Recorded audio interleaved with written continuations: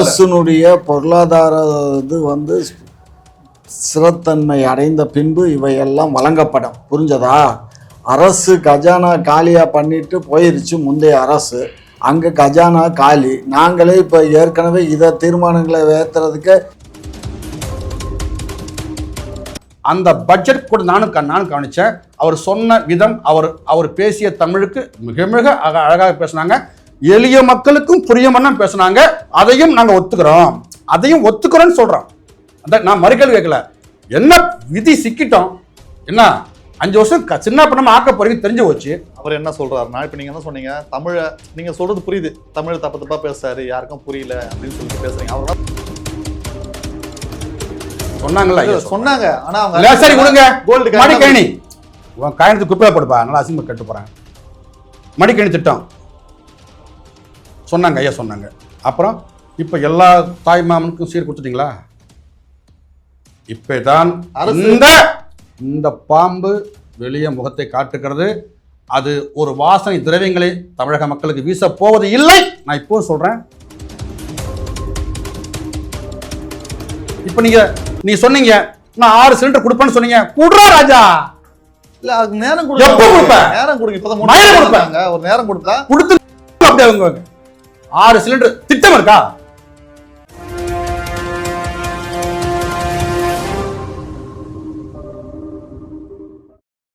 செய்திகள் நேயர்கள் அனைவருக்கும் வணக்கம். இன்றைய சிறப்பு விருந்தினர்கள் முனைவர் ஐயா காமாட்சி நாயுடு மற்றும் நாம் தமிழர் கட்சியின் மாநில கொள்கை பரப்பு செயலாளர் அண்ணன் தம்பி முருகேசன் அவர்கள் தான். இருவருக்கும் வணக்கம். வணக்கம் தம்பி. நலமா இருக்கீங்களா? 2 பேரும் சிறப்பாக தம்பி. நாம் தமிழர் கட்சி எப்பவுமே பார்த்தீங்கன்னா டிவிக்கு வந்து ஒரு சில விஷயத்துல நீங்க குறை சொல்லுவீங்க. ஆனா அவங்க ஒரு நல்ல விஷயமும் பண்ணியிருக்காங்க. 400 பாத்துங்க, அவங்க என்ன சொல்லியிருக்காங்கன்னா 436 தேர்தல் வாக்குறுதிகள்ல 125 வாக்குறுதிகளை நிறைவேற்றிட்டோம் அப்படின்னு சொல்லியிருக்காங்க. இது நல்ல விஷயம் தானே? இல்லை, அது அவங்களுக்கு நல்ல விஷயம், மக்களுக்கு நல்ல விஷயமான அது கேள்விக்குறி தான். அது புரியுதுங்களா? நீங்கள் 425 மற்றும் அவங்க கொடுத்தது 436ல் 120 நாங்கள் நிறைவேற்றிட்டோம் அப்படின்னு சொல்லியிருக்காங்க தாவேக்கா. அதில் இப்போ ஒரு 5 சொல்லுங்க ஐயா, நான் கேட்டுறேன். 125 வேண்டாம், சும்மா ஒரு 5 10. மரியம் வில்சன் சொல்லியிருக்காரு மாதிரி நாங்கள் 125 கொள்கை அந்த வாக்குறுதி நிறைவேற்றிட்டோம் அப்படின்னு சொல்லியிருக்காரு. அதில் வந்து ஒரு 5 கொள்கை கேட்குறாங்க, அவங்க 5 வாக்குறுதியை கேட்குறாங்க. 2 எடுத்த உடனே தாய்மாமன் சீரு மோதிரம் போடுறோன்னு சொல்லியிருக்கோம், தாலிக்கு தங்கம் தர்றோன்னு சொல்லியிருக்கோம், அதுவே பெரிய விஷயம்.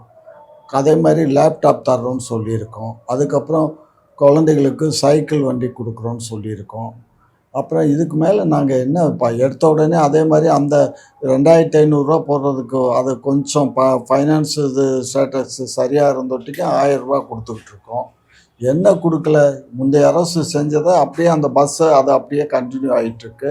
அது எல்லா வழித்தடங்கள்லையும் போகிறது. இந்த 1000 ரூபாய்லாம் வந்து நீங்க போட்டது இல்லையா? நாங்களே போட்டோம். இப்போ பஸ் 1000 ரூபாய்லாம் வந்து இதுக்கு முன்னாடி திமுக ஆட்சியில் இருந்த ஸ்ட்ரீம். நீங்க சொன்னது 2500. ஆனா 2000 நீங்க கொடுக்கல, 1000 ரூபாய் நீங்க கொடுத்தது வந்து அவங்களோட இது. அதுதான் இப்ப 1000 ரூபாய். நீங்க சொன்னது பிங்க் பஸ் மட்டும் அவங்க கொடுத்தது, அதுதான் இப்ப கண்டினியூ ஆயிட்டு இருக்கு. நீங்க சொன்னது வந்து தமிழ்நாடு ஃபுல்லா எங்க வேணா, சென்னையில ஏறலாம், கன்னியாகுமரியில ஏறலாம், தூத்துக்குடி போலாம் அப்படின்னு சொன்னீங்க. அரசுனுடைய பொருளாதார இது வந்து ஸ்திரத்தன்மை அடைந்த பின்பு இவையெல்லாம் வழங்கப்படும். புரிஞ்சதா? அரசு கஜானா காலியா பண்ணிட்டு போயிருச்சு முந்தைய அரசு.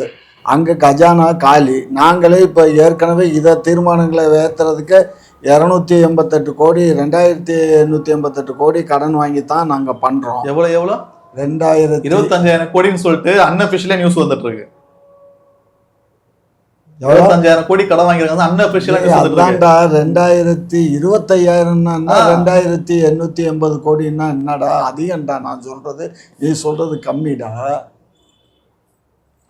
சரியா? ஆகையினால இதெல்லாம் வந்து நாங்கள் பண்ணியிருக்கோம், பண்ணுறோம், இன்னமும் பண்ணுவோம்.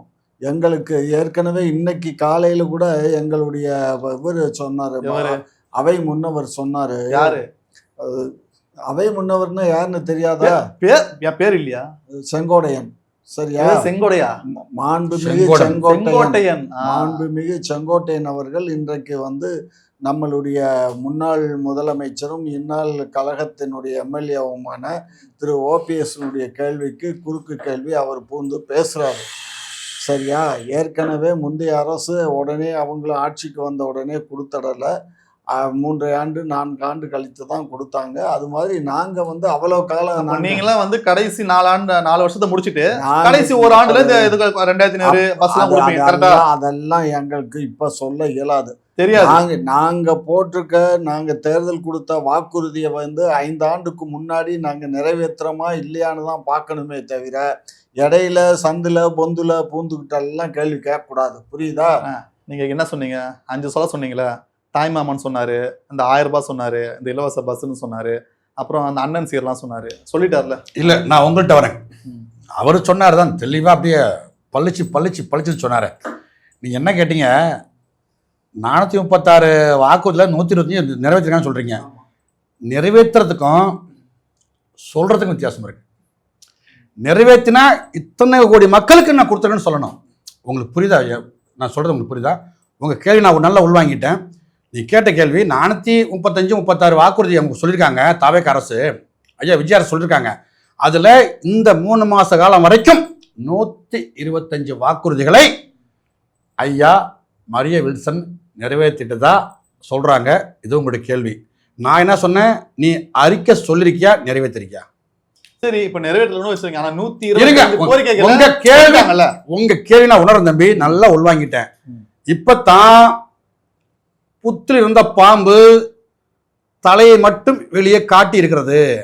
அதுவும் இப்ப ஐயா சொன்னாங்க, ஒரு விஷயத்த சொன்னாங்க. என்னன்னா, முந்தைய அரசு, திராவிட முன்னேற்ற கழக அரசு, முந்தைய அரசு கஜானாவை துடைத்து விட்டது. சரி, துடைச்சிட்டு போகட்டும். நீங்கள் என்ன சொல்லி வந்தீர்கள்? என்ன அப்ப இந்த தமிழகத்திற்கு அனைத்து கட்சிக்கும் தாவேகா ஒன்றுமே மாற்று.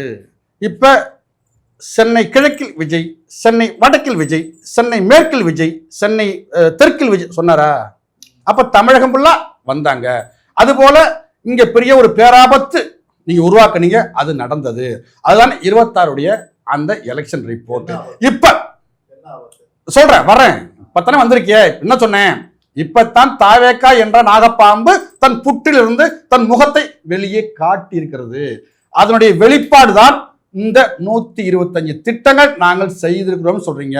நீங்க என்ன செய்யல, தொடங்கி இருக்கீங்க. நீங்க செஞ்சு முடிங்க, அதுக்கு விளக்கம் பார்ப்போம். ஏன்னா அந்த பட்ஜெட் கூட நானும் கவனிச்சேன். அவர் சொன்ன விதம், அவர் பேசிய தமிழுக்கு மிக அழகாக பேசினாங்க. எளிய மக்களுக்கும் புரியும்னா பேசினாங்க. அதையும் நாங்க ஒத்துக்கிறோம், அதையும் ஒத்துக்கிறோம்னு சொல்றோம். அந்த நான் மறுக்கேள்வி கேட்கல. என்ன விதி சிக்கிட்டோம்?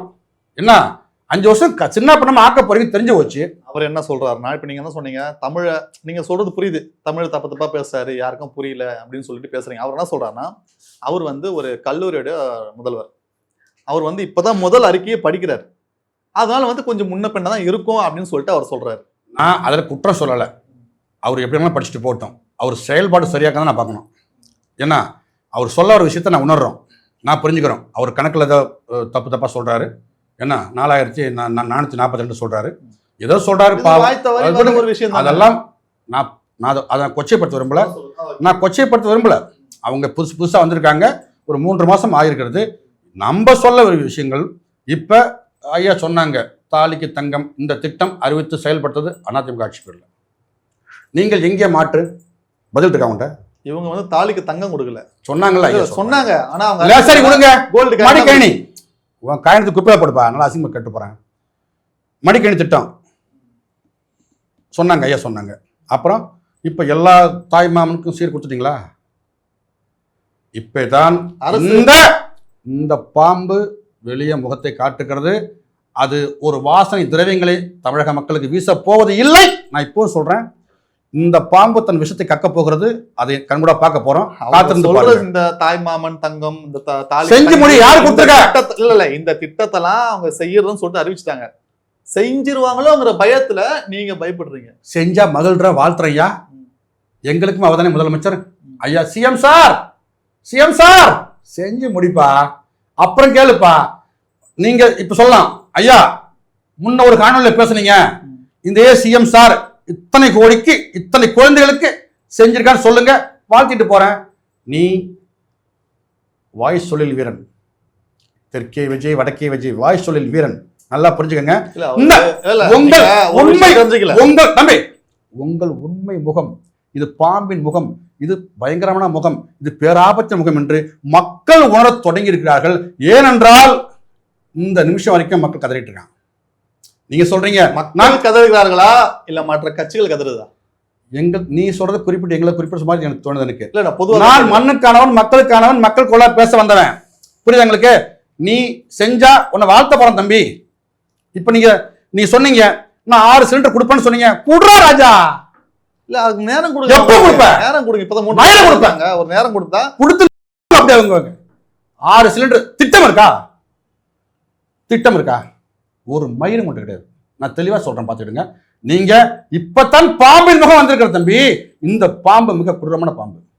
என்ன இது பாருங்க, தமிழகத்தை நாசக்கட ஆக்குற ஒரு திராவிடம் ஆண்டது. அது போகும்போது நீ சொன்ன பாத்தீங்களா?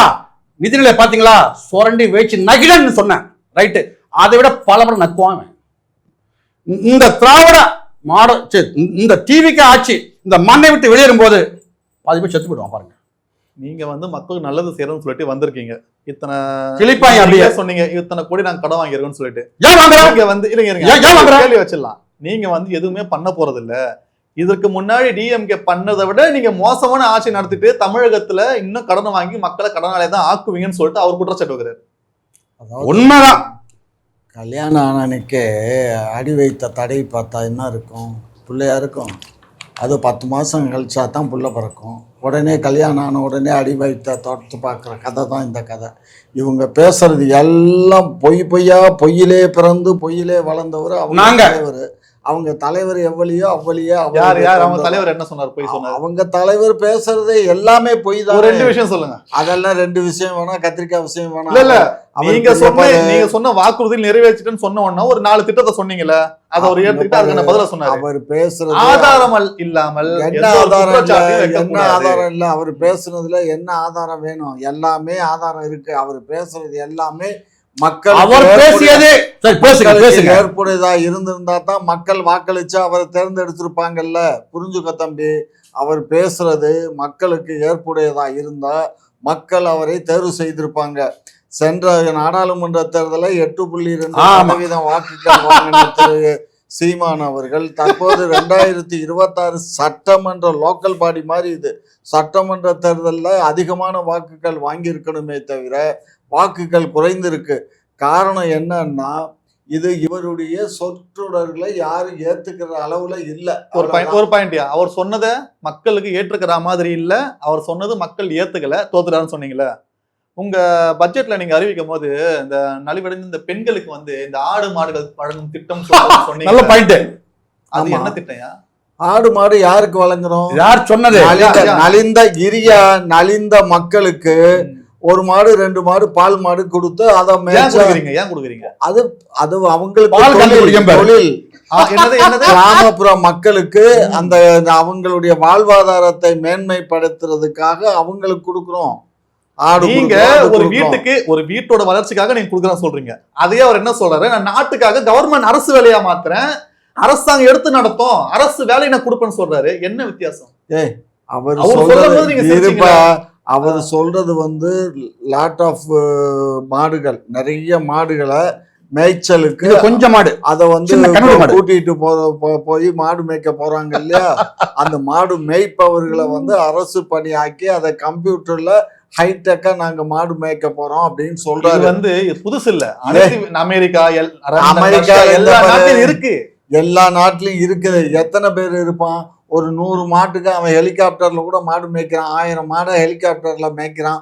குதிரையை வச்சுக்கிட்டு 1000 மாடு சுத்தி வர்றான். இதெல்லாம் அமெரிக்கால, ரஷ்யால எல்லா நாட்டுகள்லயும் இருக்கு. ஆனா தமிழ்நாட்டுல அப்படி ஒரு பெரிய மேய்ச்சல் நிலைமை கிடையாது. மேய்ச்சல் நிலங்களை பூரா ஏற்கனவே மக்களுக்கு இலவசமா 2 ஏக்கரா போட்டு அந்த முத்தமிழறிஞர் டாக்டர் கலைஞர் காலத்துல கொடுத்துட்டாரு. முத்தமிழறிஞர் சரியா? மீதம் இருக்கிறத பூரா அவன் ஆட்டையை போட்டுக்கிட்டான்.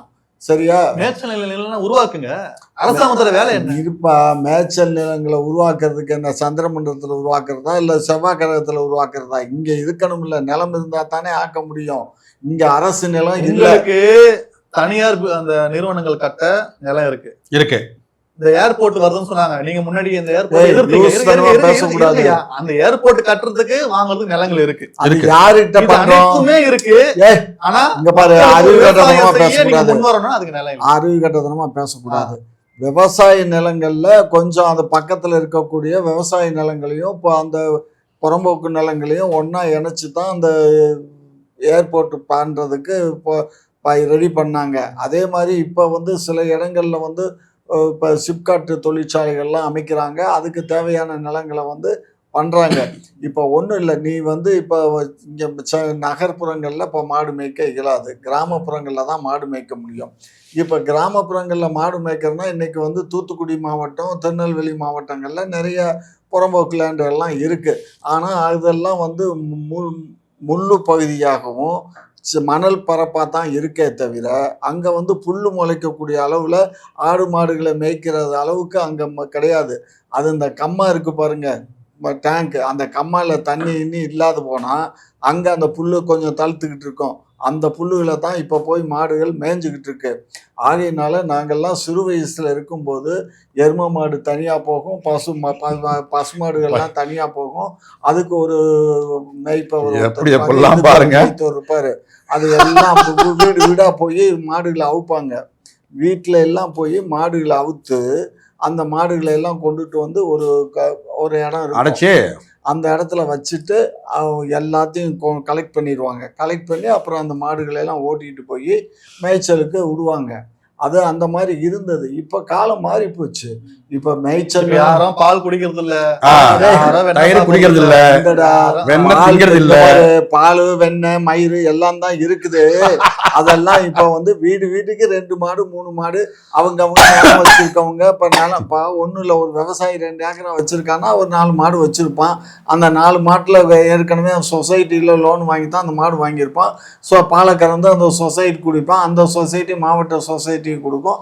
மாவட்ட சொசைட்டி பக்கத்தில் இருக்கக்கூடிய அந்த நகர்ப்புறங்களில் கொண்டு விற்பனை பண்ணோம். இதுதான் அந்த கான்செப்ட். சரியா? கூட்டுறவு சங்கங்கள் மூலமா. அதாவது நீங்க சொல்லும் போது சரி, எதிர்த்தரப்புல இருந்து அதை சொன்னா அதுக்கு நீங்க தவறுன்னு சொல்றதுக்கு இந்த அளவுக்கு நீங்க மாடு பிடிக்கணும், கயிறு பிடிக்கணும், பால் கறக்கணும்.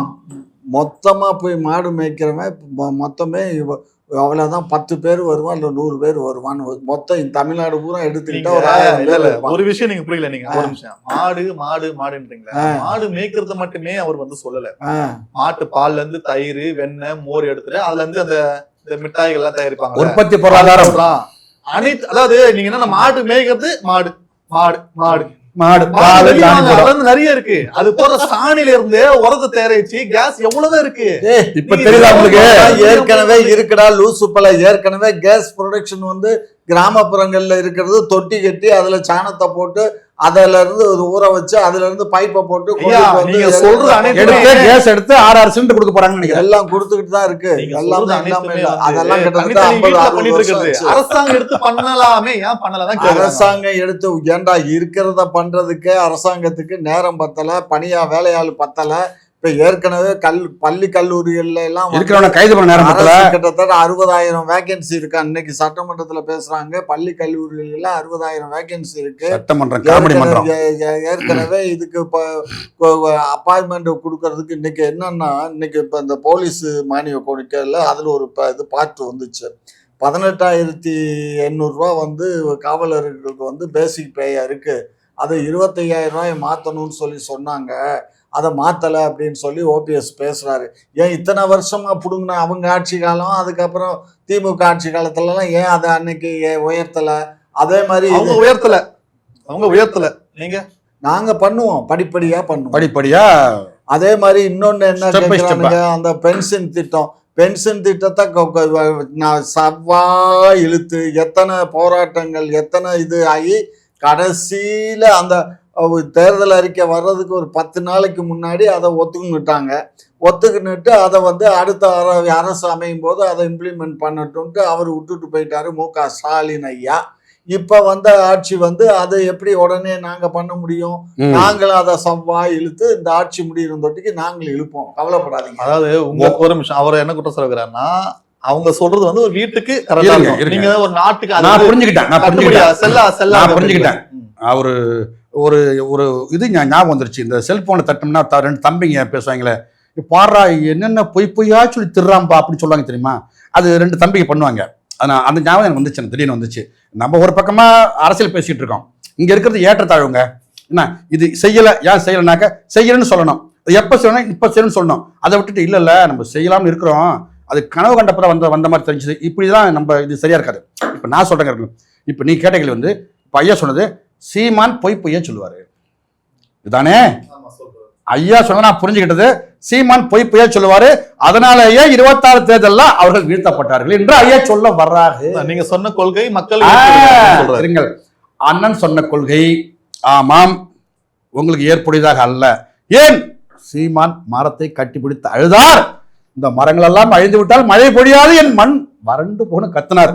அது உங்களுக்கு நல்லதா இருந்தா எடுத்துக்கோங்க, இல்லை நான் தற்கொலை எனக்கு புரியாதுப்பான்னு சொன்னா விட்டுட்டு போங்க, அதுக்கு நான் ஒன்றும் பண்ண முடியாது. அதுக்கப்புறம் தண்ணின் அவசியத்தை அண்ணன் உணர்த்தினார். தண்ணீர் மாநாடு இன்னைக்கு பாரு, கிராமப்புறங்கள்ல பாருங்க தண்ணி இல்லாம கத்துறான், இந்த தண்ணி மஞ்சளா வருதுன்றான், குடிக்க முடியாதுன்றான். நீ உன் சுய சுரத்தனை கூட சார்த்த கொண்டு கொடுக்குற. இதுதான் நாங்கள் சொன்னா உங்களுக்கு கோபம் வரும், தற்கொலை கோபம் வரும். இது நீங்கள் செய்யும் வேலையா? நீங்கள் தம்பி மாற்று, தமிழகத்திலே டிவிக்கு அரசு அனைத்து கட்சிக்கும் மாற்று. அப்ப இந்த மக்களை காக்க வந்த பிதாமகன் நீங்கள். அப்ப இங்க உருட்டெல்லாம் விட்டக்கூடாது, வேற மாதிரி கேட்டு விட்டுருவோம். ஐயா சொன்னதுதான், வாயில வேற மாதிரி வருதுனா பார்த்தீங்களா, யார் சொன்னது? தம்பி சிஎம் சார் சொன்னதுதான். அந்த மாதிரி எனக்கு வந்து விட்டுரும். உண்மையை பேசணும், சத்தியம் பேசணும். சீமான் செய்த ஒரே தவறு உண்மையை பேசியது. இந்த உண்மையை பேசாமல் கவர்ச்சியை பேசியிருந்தால் நாங்களும் வென்றிருப்போம். இந்த தாவே காட்சி வந்து இந்த 3.5 மாதத்துல எந்த ஒரு விஷயமே செய்யல, எந்த ஒரு விஷயம் மக்களுக்கு நல்லது செய்யல, எதுவுமே செய்தீர்கள். இந்த தம்பி ஆட்சியில நான் வந்தது முதல்ல அவர்கள் மாற்றம் கொடுத்தது ரீல்ஸ் என்ற ஒரு விஷயத்தை மக்களிடம் புகுத்தியது ஒரு விஷயம். இரண்டாவது விஷயம், நான் தம்பியிடம் பார்த்தது சின்ன பிள்ளைகள் வரைக்கும், என்ன இளம் பிள்ளைகள் வரைக்கும் என்ன ஆபாசமாக பேசுவதை ஊடகங்களில் பார்க்க முடிந்தது, ஒரு மாற்றமாக ஏற்படுத்தி கொடுத்துருக்குறாங்க.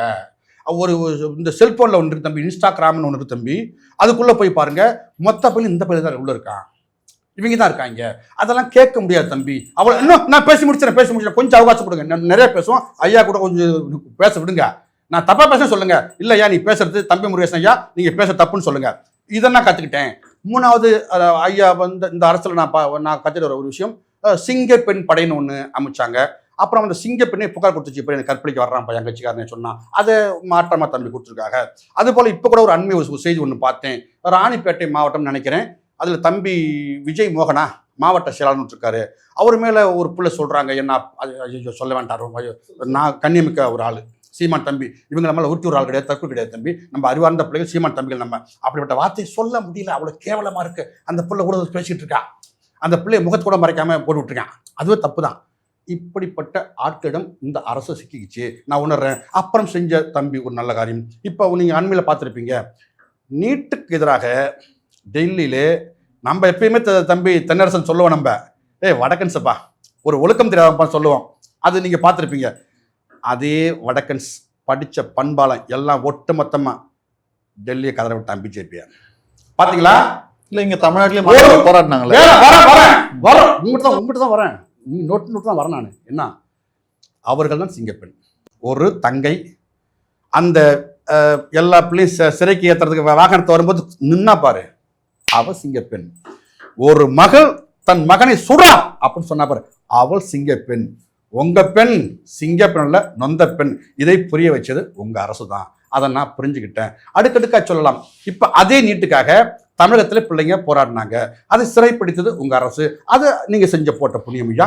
அது போல ஐயா ராஜ்மோகன் பேசுனாங்க, நாங்க நீட்டுக்கு தான் நாங்க ஆதரவா இருக்கிறோம் அப்படின்னு சொன்னவரும் உங்க அமைச்சர் தான். அதையும் நீங்க ஆதரவா பேசிருக்காங்க. இதே எழும்பூர் கூட்டல பேசிருக்காங்க, நிக்கிறோம் அப்படி நீட்டுக்கு எதிராக நிக்கிறோம்.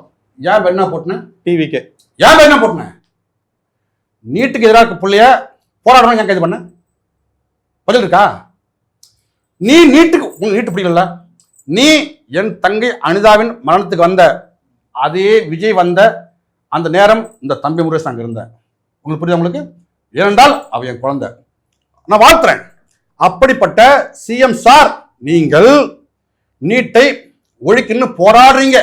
மல்லு கட்டி போனாடி ஒரு பிக்காலி போய் சொன்னான், நீட் ரகசியம் இதுல இருக்குன்னு சொன்னான், பேக்கெட்ல சொன்னான். அவனை விட்டு தள்ளுங்க, புறம் தள்ளுங்க, அவுடுங்க தம்பி உதயநிதி. என்ன அப்புறம் கடைசியில் என்ன பண்ணான், பிப்பிளாப்பின்ட்டான், முடிஞ்சு வச்சு. இப்போ அவங்களையும் முடிச்சு விட்டாங்க. அவங்களை விட்டு ஓரம் தள்ளுங்க, அவங்கள பேச வேண்டிய தேவையில்லை. ஏன்னா அவர்கள் ஆபத்தானவர்கள், ஓரத்துருங்க. இந்த அரசு இந்த மக்களுக்கு செஞ்ச ஒவ்வொரு நல்ல விஷயங்களும் இதுதான். இப்போ நீட்டுக்கு கைது பண்ணீங்க, ஏத்துனீங்க, வழக்கு போட்டிய, அப்புறம் கடைசியா என்ன பண்ணீங்க, ஒரு அறிக்கை கூட தம்பி சொல்லலை, சிஎம் சார் சொல்லலை, மேற்னாவை போட்டுனீங்க. அப்பே புரிஞ்சுக்கிட்டோம், ஓஹோ நீங்க தான் அவங்களோ வருதா. இப்ப மேகதாது காவிரி பிரச்சனை வந்துருச்சு, எல்லா ஊடகம் பேசுறாங்க. ஐயாவை போல அறிவார்ந்த மகன்லாம் நல்லா ஊடகம் வச்சுக்கிட்டு பேசுறாங்க, தன்னுடைய கருத்து சொல்றாங்க. அப்ப தாவேக்காவின் நிலைப்பாட்டை நீங்க தான் சொல்லணும். யார் சொல்லணும்? இல்ல சொல்லுங்க, கட்ட விட மாட்டேன்னு சொல்லிட்டாங்களே. நாங்க அந்த அன்னைக்கு எதிராக தான் நிக்கிறோம், கட்ட விட மாட்டோம்னு சொல்லிட்டாங்களே. எங்க நிக்கிற? அதே சட்டமன்றத்தில் அம்மையார் சௌமியா அன்புமணி பேசிய பேச்சும் உன் பேச்சும் ஒன்னா ஒப்பிட்டு பாருங்க. கொஞ்சம் இங்கிருந்து பேசணும், சும்மா முட்டு கொடுக்க கூடாது. அவன் போட்டான் பட்ஜெட்ல வாழை மரத்துக்கு முட்டுக்காம ஒதுங்கினா பணம், அப்படிலாம் பேசக்கூடாது. என்ன சத்தியத்தான் பேசணும். அம்மா அன்புமணி சொன்னது உங்களுக்கு புரிஞ்சுதா? புரிஞ்சுது. ஒண்ணு ரெண்டு விஷயங்க, கட்டையிலனா இல்லைன்னு சொல்லக்கூடாது. ஏன்டா முட்டு கொடுக்குற? அங்க முட்டு கொடுக்குறாங்க போய். என்ன நேரடியா அம்மா இந்த இதே விஜயை பார்த்து கட்டுச்சு. ரெண்டு விஷயம் தம்பி, சின்ன கிளாஸ் கட்டு இல்லை, அவ்வளவுதான்ப்பா. ஏன் கொடுக்குற? நமது மண்ணிலிருந்து வெறும் 4 கிலோமீட்டர் இருக்கிறது அந்த அணை. அதை கட்டினால் இத்தனை ஆபத்துகள், இத்தனை வன சரணாலயங்கள் அழியும், இத்தனை ஏக்கர் நிலம் அழியும். என்ன இது வரலாற்று பிழையா மாறிடும். அதற்கு இந்த அரசு விடக்கூடாதுன்னு சொன்னது. அப்ப நான் அவங்களுக்கு பார்த்து வணக்கம் போடுறதா, உங்களுக்கு பார்த்து வணக்கம் அப்படின்னு சொல்லவா? எதை வாழ்த்துவது? என்ன உன் பேச்சு எங்களுக்கு புரியல, யாருக்கா புரியுமா? எனக்கு புரியலப்பா. நீ என்ன பேசுற, என்ன வாசிக்கிற? அதாவது அவர் வந்து என்ன சொல்றாருன்னா, நாங்க அவரே சொல்லிட்டாரு எனக்கு இப்படி நீ கேட்டதுக்கு இப்ப நல்ல செய்யவில்லையா? ஆம் செஞ்சிருக்கார்கள். இப்ப உங்களுக்கு ஒரு அரிய வாய்ப்பு தட்டுமா? ஒரு அரிய வாய்ப்பு. அந்த கட்சிக்காரங்களுக்கு எங்களை பார்த்தா உங்களுக்கு பிடிக்காது. ஏன் பிடிக்காதுன்னா நாங்க சத்தியம் பேசுறோம், ரைட்டுப்பா. நாங்கெல்லாம் போய் பேசணும் வச்சுக்க. ஐயா சொன்னா போல சீமான் போய் பொய்யா சொல்லுவார், அவருக்கு பிள்ளைகள் போய் பொய்யா சொல்லுவார். ஆமா நாங்க போய் பொய்யா சொல்றோம், நாங்க ஒதுங்கி வந்துடுறோம். இப்பொழுது உங்களுக்கு ஒரு அரிய வாய்ப்பு கையகப்படுத்தப்பட்டிருக்கிறது. உங்களுக்கு விளங்குதா? மேகமலை பத்தி எரியுது, பத்தி எரியுது தம்பி. என்ன 50 98 கிராமம், 36 ஊராட்சி உள்ளடக்கப்பட்டது. என்ன பல ஏக்கர் நிலங்கள். என்ன இன்னைக்கு வனத்துறையால் அந்த மக்கள் அப்புறப்படுத்தப்படுறாங்க. அதற்கான போராட்டம் தீயா வெடிச்சுக்கிட்டு இருக்கு.